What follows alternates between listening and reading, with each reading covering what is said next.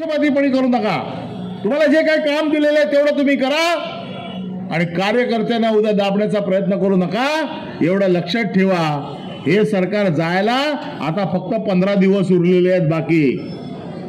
या 15 दिवसानंतर सरकार बदलणार आहे आणि ज्या कोणी आगाऊपणा केलेला असेल त्याला त्याची किंमत द्यावी लागेल, एवढंच मी तुम्हाला सांगतो।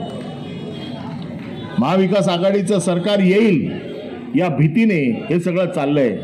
अमाप पैशाचं वाटप चाललंय, सगळीकडे पैशाचा नुसता बाजार मांडला जातोय, दादागिरी केली जाते, पोलिसांच्या माध्यमातून दादागिरी केली जाते। त्याचं कारण असं आहे की गेले 5 वर्षामध्ये या लोकांनी कुठलाही निर्णय घेतलेला नाहीये। गेल्या 5 वर्षात काय झालं?